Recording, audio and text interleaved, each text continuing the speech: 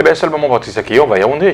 On y va, tout de suite, on fonce, hein, comme par magie. Voilà, on se retrouve tous du côté du Yaoundé maintenant avec Ghislain Pierre Issono pour nous livrer la revue de presse de tous les journaux parus sur l'étendue du territoire national. Mais il le dit bien mieux, hein, Ghislain Pierre. Bonjour et bienvenue.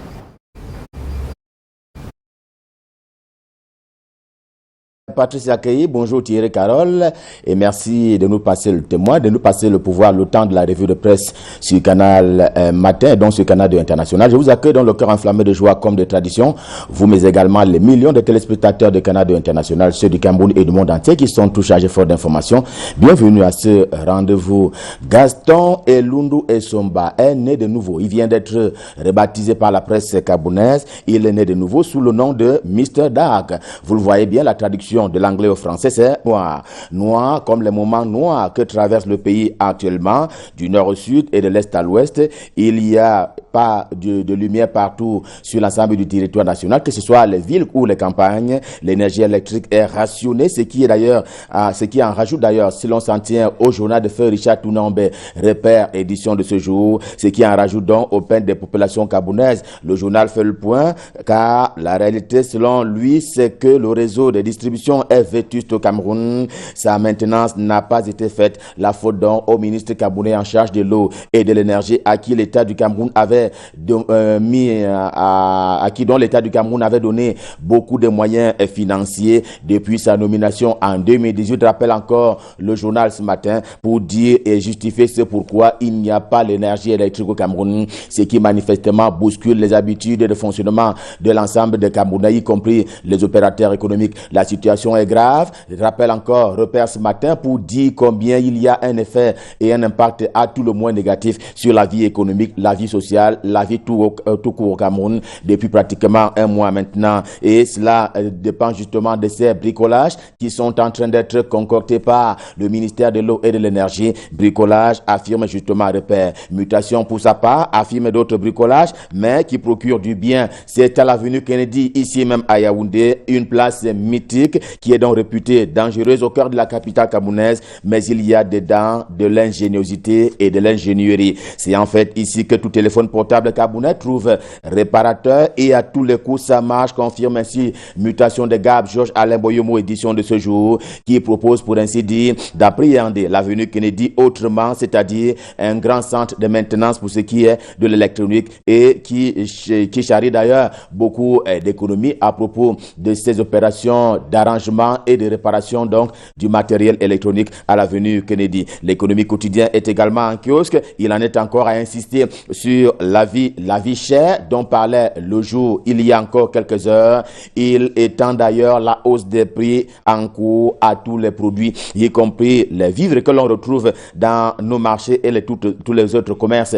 D'ailleurs, rappelle le journal, Douala et Yaoundé qui ont été pris pour cible, que dis-je pour illustration, concernés au premier chef. Et d'ailleurs, ça dure depuis le mois de janvier dernier, comme si c'est reparti comme en 2008. Rappelle encore le journal à propos de ces tristes événements de cette année-là. On parlait alors des émeutes de la faim. Et qu'au matin ce mercredi, condamne avec fermeté la fuite des capitaux par des agents économiques de la sous-région Afrique centrale qui sont concernés par la BEAC, la Banque des États de l'Afrique centrale. Eh bien, ils ont simplement organisé ce que le journal considère étant comme le crime. Le crime consiste à faire sortir l'argent des pays de la zone BEAC sous prétexte qu'on veut importer les biens et services lesquels font l'objet de fausses déclarations, pour ainsi dire, et pour parler avec le journal La Banque des États de l'Afrique centrale pour reprendre un peu Éco Matin ce matin, ça va d'ailleurs traquer ce type d'opérateurs économiques à travers un certain nombre de mécanismes qui ont été mis sur pied, question de vérifier la véracité effectivement de l'importation des biens et services qui ont été déclarés par certains opérateurs économiques concernés par la Banque des États de l'Afrique centrale. Crise et solutions est également en kiosque ce jour. Le journal se signale ce matin par les dépenses financières liées à la lutte camerounaise contre la Covid-19. Pendant et après la lutte, il faudra bien que les gestionnaires qui auront donc utilisé l'argent public en la matière puissent rendre compte, sinon ils vont rendre gorge, selon un certain nombre d'initiatives qui ont été prises par le ministère des Finances, dont le patron est LPM, lui Paul Moutagé. L'estafette participe à la croisade contre la pandémie au Cameroun par l'idée que l'Occident, oui, l'Occident doit apprendre à reconnaître et à reconsidérer le continent africain. L'on a vu qu'il y a cette résistance en provenance des populations africaines. Question de refuter l'administration du vaccin en provenance de ces pays-là. Un dossier intellectuel qui est donc proposé par l'estafette ce matin à propos de ces oppositions manifestes face au vaccin. Et c'est dit qu'il y a donc panne de confiance, voire une méfiance qui grandit au jour le jour s'agissant des populations africaines contre et face l'Occident, face à l'Europe. Le jour ce matin constate qu'il n'y a plus rien à Olembe en termes de bruit, souvent né des travaux. Le grand silence est dû à l'arrêt des travaux effectivement depuis pratiquement 3 mois maintenant. McGill est en cessation d'activité et personne n'est au bout de la ligne. Eh bien, la finition des travaux du stade Olembe qui s'éloigne, le quotidien Le Jour du jour d'Aman Mana qui a mené pour ainsi dire une enquête et à la conclusion, il y a cessation d'activité autour du stade qui est appelé à être baptisé stade Paul Biya du côté d'Olembe, une banlieue de la capitale camerounaise. Du même quotidien, le quotidien bleu justement, le note ceci que les congés de Pâques n'existaient pas au Cameroun pour ce qui est des candidats aux examens officiels, élèves du cours moyen deuxième année, de troisième, des premières et des terminales, des 2 sous-systèmes éducatifs camerounais qui continuent de suivre les cours avec la même intensité, sinon un peu plus que lors des sessions normales, constate également le quotidien bleu ce matin au terme d'une enquête qu'il a également menée. Et à propos de l'école, Regard du Monde braque ce matin à nouveau ses projecteurs sur le professeur René Joly Assakou, géographe, professeur titulaire hors échelle. Il est vice-recteur depuis bientôt 15 ans à Douala, la capitale économique où il est en poste actuellement. Il vient donc de créer la théorie des losanges qui offre des outils pour gérer, gouverner donc la vie et se projeter dans l'au-delà. Voilà donc la théorie qui a été inventée par le professeur René Joly Assakou et cela est expliqué ce matin dans les colonnes de Regard du Monde en page 6 et 7 avec une interview qu'il a bien voulu accorder à ce journal. J'ai donc nommé Regard du Monde. Jetons un regard sur The Guardian Post, le quotidien camerounais d'expression anglaise au siège imposant à Yaoundé qui traite de la lutte des fauves au sein du SDF.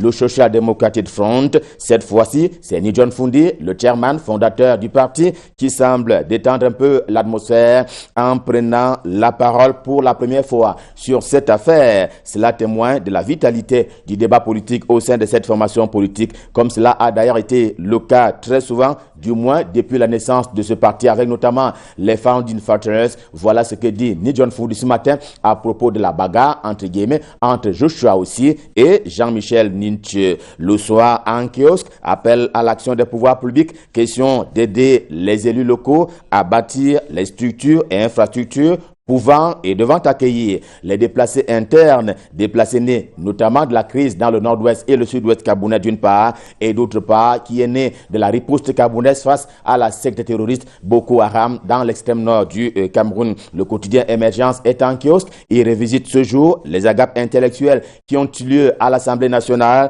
l'une des chambres du Parlement camerounais, une session des questions orales des députés aux membres du gouvernement qui s'avère particulièrement enlevée. Du coup, peu de ministres membres du gouvernement bravent les braves députés qui ont appris à bétonner leurs questions. C'est un peu l'exercice on ne peut plus franc qui se déroule du côté de l'Assemblée nationale à l'occasion de la session parlementaire en cours, celle du mois de mars. Le journal Le Quotidien Émergence affiche ainsi le hit parade des membres du gouvernement qui ont été très en difficulté dans cet exercice. Qui sont-ils? Qu'ont-ils dit? En quoi n'ont-ils pas répondu? Eh bien, à quelles questions n'ont-ils pas répondu de façon concrète et efficace? C'est à lire dans les colonnes du quotidien Émergence, édition de ce jour. L'action, c'est le RDPC, Rassemblement démocratique du peuple camerounais, et le RDPC est dans l'action avec notamment son sommier politique. Eh bien, la validation de celui-ci sur le terrain montre qu'il y a du grain en moudre et cela va durer encore cela ira pour 2 semaines encore pour parler du temps qui reste à pas faire. Donc, le sommet politique par la formation politique au pouvoir au Cameroun, j'ai nommé le RDPC. Le détail détectives comme La Cible, les deux journaux qui sont en kiosque, ils étaient hier à Bangui, la capitale de la RCA, la République centrafricaine, à l'occasion de la prestation de serment du président Archange Touadéra, qui a donc été réélu pour un nouveau mandat. Mais à Bangui, il y avait des invités et il y avait Jean-Pierre Amugo Belinga, rapportent ainsi les deux journaux. J'ai donc nommé La Cible et le détective, le journal de Patrick Choua. Réalité appartient à Pongware Kindi. Il est au cœur justement du génie et de l'action du génie militaire camerounais qui n'a pas fini de construire de grandes œuvres au Cameroun dans les régions camerounaises. Le colonel Kamgem, puisqu'il s'agit de lui et ses équipes qui viennent donc de réaliser de grands coups dans la capitale camerounaise, et c'est ce qui a d'ailleurs motivé l'archevêque métropolitain de Yaoundé à pouvoir rendre visite à ces infrastructures qui ont donc été construites par le génie militaire. Cameroun Tribune, le quotidien camerounais a capité au public pour sa part, et on va boucler la boucle avec lui. Eh bien, le journal qui est très concentré ce matin sur ce qui a été appelé au début la commission Moussongué, la commission de promotion du bilinguisme et du multiculturalisme. Eh bien, le journal Cameroun Tribune est très concentré ce matin parce qu'il y a eu cet appel qui a été lancé avec une session de sensibilisation qui court depuis le 5 mars dernier. L'ultime étape hier entre la commission et les acteurs de la société camerounaise, c'était notamment avec les acteurs sociaux, mais aussi les acteurs étatiques, dont on sait qu'ils concentrent le plus clair des personnels en termes de travailleurs sociaux au Cameroun. Eh bien, une fois encore, ils ont été interpellés à participer activement à ce que recule au Cameroun la haine dans tous les discours, aussi bien au plan public qu'au plan privé, pour que le Cameroun soit davantage uni et unifié. Revue de presse Made in Yaoundé, édition de ce mercredi Stop Fin. Le cœur enflammé de joie, nous vous avons servi. Rendez-vous demain 7h et nous serons là dans les mêmes dispositions et même prédispositions. Question de vous servir, comme le fait si bien également l'homme à l'adresse particulière qui est déjà royalement installé du côté de Douala, la capitale économique du Cameroun. Il s'appelle Michael Chipkiwaki. Je m'en vais passer le pouvoir pour la suite et la fin de la revue de presse. Bonjour Michael, c'est à vous à Douala.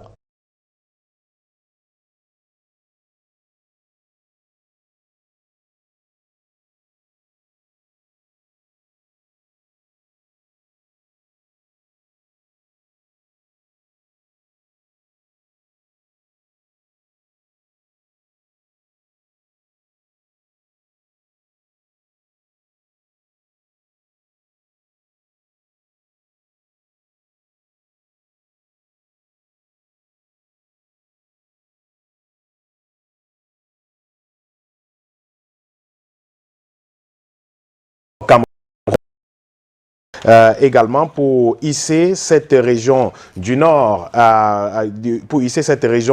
Cameroun sur le haut tableau justement de la politique dans notre pays. Élu président de ce conseil le 22 décembre dernier, il présentait déjà des symptômes graves qui laissaient planer des doutes sur sa capacité physique à assumer cette haute fonction. On constate l'œil du Sahel en kiosque aujourd'hui.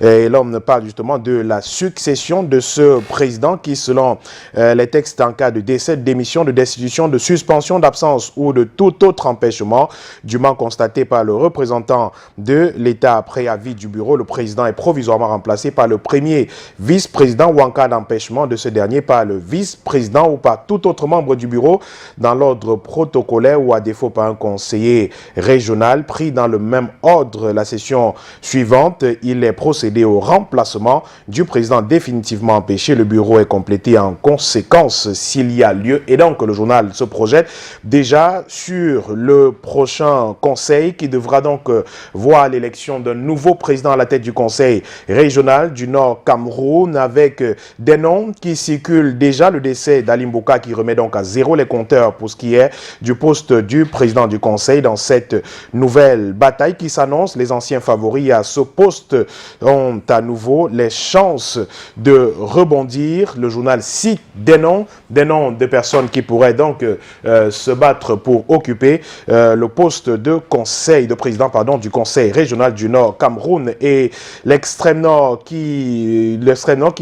où le journal constate la perte de vitesse du Rassemblement démocratique du peuple camerounais. Le parti a perdu du terrain dans certaines circonscriptions du Diamaré et du Mayo Tsanaga. C'est donc un secret de polichinelle que le RDPC donc en perte de vitesse dans la région de l'extrême nord comparé à ces années fastes il y a une décennie.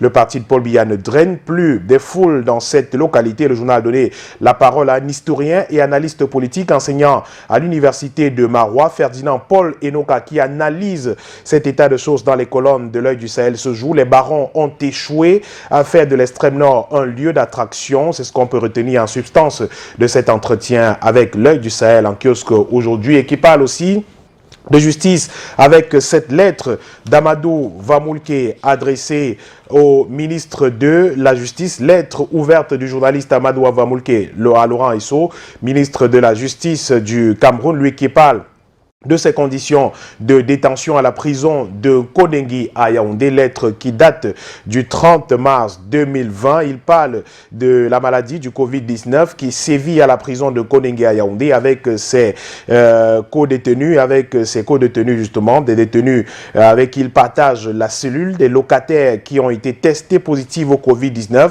et qui sont parfois soignés et qui reviennent avec de sévères séquelles de cette maladie. Le journaliste revient sur ces conditions de détention dans cette prison, et cette lettre fait la une de la nouvelle expression en kiosque aujourd'hui, qui en fait sa grande une. Cette lettre d'Amadou Vamoulke à Laurent Esso, l'ancien directeur général de la CRTV, qui clame toujours son innocence, a donc saisi le garde des Sceaux pour l'informer de ce qu'il est menacé par le coronavirus parce que ses voisins de cellule sont déjà malades du Covid-19 et peut bien être la prochaine cible si rien n'est fait. Quelques extraits de la lettre. Vous m'avez donc déclaré la guerre, ainsi soit-il, écrit Amadou Vamoulke à Laurent Esso, avant de craindre pour la suite. Je sais que cette interpellation, écrit-il, cette interpellation publique peut me valoir, comme à certains autres déjà, d'être transféré dans un lieu d'incarcération plus inhumain comme la prison du secrétariat d'État à la Défense, mais cela m'importe peu puisque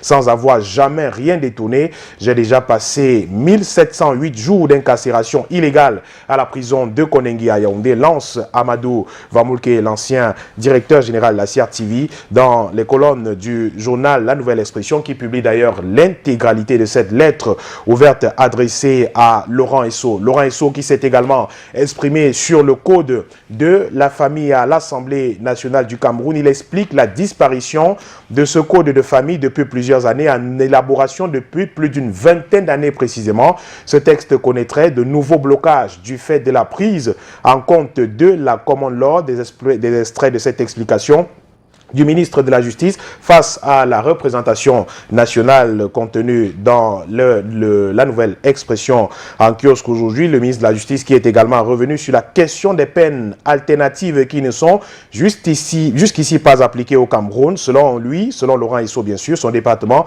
ministériel ferait face à la complexité de l'élaboration du projet de loi y relatif. Tous ces faits à retrouver dans les colonnes du journal La Nouvelle Expression en kiosque ce mercredi. Le Messager est également en kiosque aujourd'hui et tente de trouver des explications à ces délestages répétitifs observés au Cameroun depuis quelques temps maintenant, depuis plus de 3 semaines, pratiquement tout le mois de mars. Les Camerounais ont été habitués à ces délestages, confrontés à la vétusté des équipements, les problèmes de maintenance et les actes de vandalisme perpétrés sur certains réseaux électriques. L'État, via le ministre de l'Eau et de l'Énergie, a pris des dispositions pour que Eneo reçoive 1 milliard de francs CFA par semaine pour rendre disponible le combustible aux Camerounais. Le journal revient sur les explications de Gaston Elundou et Somba entre ombre et lumière la méthode mise sur pied pour barrer la voie ou pour mettre un terme à ces délestages observés au Cameroun. La situation qui n'est pas enviable dans le réseau interconnecté nord et sud de tout le pays en souffre justement, et des explications sont donc données par le ministre de l'eau et de l'énergie ce jour, lui qui promet d'ailleurs que des dispositions ont été prises, de grandes dispositions pour mettre un terme à ces délestages observés au Cameroun depuis plusieurs semaines maintenant, pratiquement tout le mois de mars. Écrit Le Messager, le journal qui parle aussi de ce qu'il appelle le jeu trouble du gouvernement au sujet du chantier d'Olembe à Yaoundé. Les officiels camerounais sont murés dans un silence alors que l'État continue de perdre des milliards pour la construction du complexe sportif d'Olembe, déserté par l'entreprise en charge de sa construction à Yaoundé, 5 mois après l'arrêt du chantier qui doit permettre au Cameroun de bénéficier d'un stade plutôt abritant un hôtel 4 étoiles et d'un complexe commercial intégré ainsi que des infrastructures jouxtant l'infrastructure principale. Tout se joue dans les multiples réunions qui rassemble les représentants du gouvernement, l'entreprise McGill et les prestataires, des réunions au cours desquelles aucune issue positive ne transparaît jusqu'ici. L'entreprise canadienne changeant de posture au fil des rencontres, autant qu'elle émet de nouvelles exigences au gré de ses humeurs. Puis encore, les officiels camerounais doivent se contenter de faire les faits valoir de l'entreprise dont les principaux responsables sont retournés au Canada depuis quelque temps. Presque aphone, les mandataires du gouvernement brillent par leur silence sur cette question qui engage pourtant la renommée du Cameroun et l'avenir de la compétition continentale de football. Le journal parle de surenchère et des milliards du contribuable camerounais qui volait en fumée effectivement, mais un stade qui stagne, un complexe toujours pas livré jusqu'alors et les travaux en arrêt depuis quelque temps au chantier de l'Olembe à Yaoundé. Que s'y passe-t-il exactement? Tout comprendre avec Joseph Olinga dans Le Messager en kiosque aujourd'hui. Le journal qui parle aussi de ces éliminatoires de la Coupe d'Afrique des Nations 2021 et les Lions indomptables du Cameroun tenus en échec par les Amavubi, attendus pour laver l'affront subi à Praia vendredi dernier face au Cap-Vert, 1-3. L'équipe nationale du Cameroun n'a pas pu faire mieux qu'un 0-0 contre le Rwanda qui a en plus joué en infériorité numérique hier, mardi 30 mars, au stade de Japoma, ici même à Douala. Et on termine avec le vigile républicain, un poste aujourd'hui qui parle de riposte avec ses employés de la Socapalm qui désavouent la SINA-PACAM. C'est donc une interrogation avec des manœuvres observées ces derniers temps. Les employés de la Socapalm ont pris la décision de rabattre le caquet à la SINA-PACAM, mais davantage à son administrateur principal dans une déclaration qui dénonce les déclarations et publications mensongères de la SINA-PACAM qui ont surtout fustigé le droit que s'est arrogé cette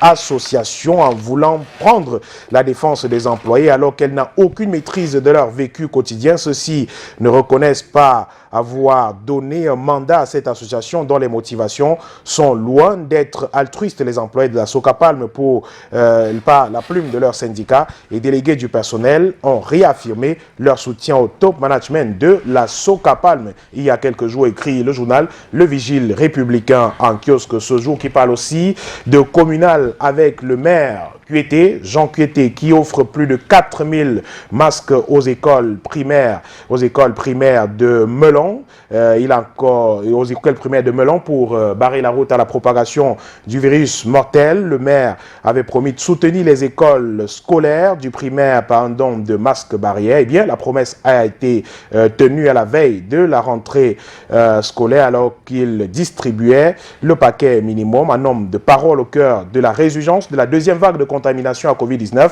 Le maire Jean Cuété vient donc de distribuer à toutes les écoles primaires, publiques et privées de sa commune, plus de 4000 masques barrières. Il a également appelé les chefs d'établissement à redoubler de vigilance pour barrer la voie au virus du corona. Et puis, toujours en éducation, le ministre Laurent Sergito Dingwa qui offre des équipements à la délégation départementale de l'éducation de base du Mongo. Le vigile républicain revient en long sur cette cérémonie tenue il y a quelques semaines maintenant. Et on termine cette revue de presse ce jour avec cette caricature, la caricature d'Abou dans la nouvelle expression ce jour? Eh bien, vous voyez en image cette caricature qui nous parle de ce fameux, on va le dire ainsi, hein, fameux remaniement ministériel qui tarde à venir, et vous le lisez de vous-même.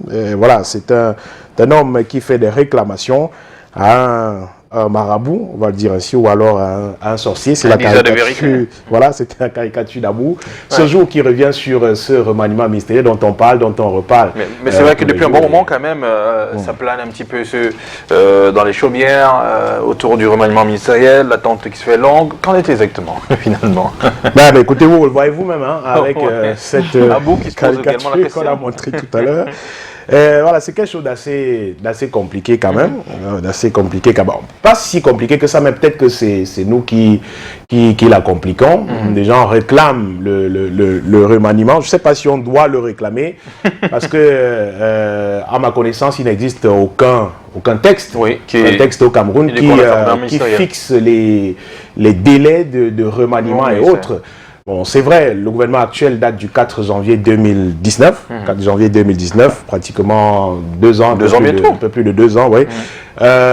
Beaucoup ont estimé qu'il pouvait être changé en ce moment, et on sait également, l'habitude nous a habitués, si vous le permettez, effectivement, qu'à la suite de certaines échéances électorales, on procède parfois à des remaniements, question de redistribuer un peu les postes, ce qu'on appelle trivialement le partage du gâteau et autres. Mais après les élections qu'on a eues, on a eu des élections législatives et municipales, les élections régionales elles-mêmes qui sont passées, et on se serait attendu à ce que le président de la République retouche un tout petit peu le gouvernement, mais ça n'est pas le cas jusqu'ici. Est-ce légitime que les gens continuent de réclamer, de se demander où est passé le gouvernement? Bon, je n'en sais absolument rien, mais il faut de constater effectivement que le gouvernement, lui, n'arrive pas jusqu'ici. Les supputations vont bon train sur la question, parfois dans les réseaux sociaux. Les journaux, parfois, vous en avez vu un qui a titré « Ouf, le remaniement est enfin prêt ». Et puis on attend qu'il sorte justement, que sa publication soit faite. Et des petites explications sont parfois données. Les observateurs expliquent parfois le fait qu'il tarde à venir, peut-être ce gouvernement. Par exemple, le fait qu'en ce moment, le président de la République voudrait justement réduire la taille de ce gouvernement. C'est quand même 63 ministres. Et on a souvent décrié cette pléthoricité du gouvernement camerounais, 63 ministres, et parfois on s'est demandé si les 63 ministres font vraiment le travail qu'il leur a assigné. Et puis d'autres analystes vont un peu plus loin en estimant que le gouvernement peut être réduit, effectivement, et des ministères qui peuvent fusionner, qui peuvent fusionner tout simplement pour en faire un ou deux, tout simplement. L'exemple de l'éducation, par exemple, où on a 3 ministères pratiquement, l'éducation de base, l'enseignement secondaire, l'enseignement supérieur, où on peut fusionner tout simplement pour faire un grand ministère de l'éducation nationale.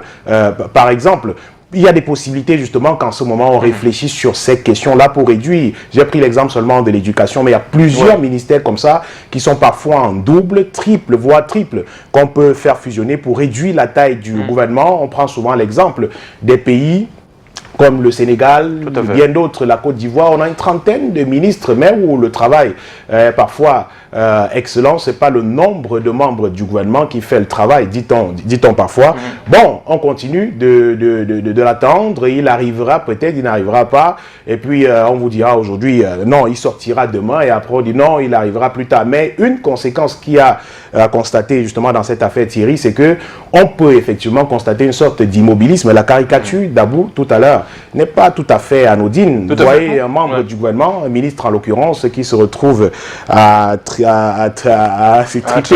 s'étriper avec un marabout. Et on le dit parfois, ça je n'en sais rien, je ne le confirme pas ici, qu'à l'approche de ces moments-là où on parle de remaniement ministériel, ces ministres, membres du gouvernement, élisent domicile chez des marabouts, chez des sorciers parfois, pour s'assurer d'être maintenus au gouvernement par des pratiques parfois. Parfois on nous dit que des Béninois, des marabouts béninois ont envahi la capitale, Yaoundé, ils sont très nombreux pour faire des messes de minuit et tout le reste pour que certains membres du gouvernement s'assurent de rester au gouvernement. On n'en sait rien, mais ce qu'on peut décrire crier. Ce qu'on peut regretter parfois, c'est que ça peut créer une sorte d'immobilisme chez certains qui attendent effectivement de ce que le gouvernement passe, peut-être pour continuer les travaux. Oui, ça c'est une réalité. On peut se dire, mais écoutez, si j'engage tel et que demain... je fais comment est-ce que ça se passe? Donc mieux, je laisse ça comme ça. Voilà, donc que l'on soit chaque fois supputé à se demander est-ce qu'il arrivera, est-ce qu'il n'arrivera pas. Je crois qu'on devrait plutôt se mettre au travail, travailler tout simplement. Le président de la République, lui seul, sait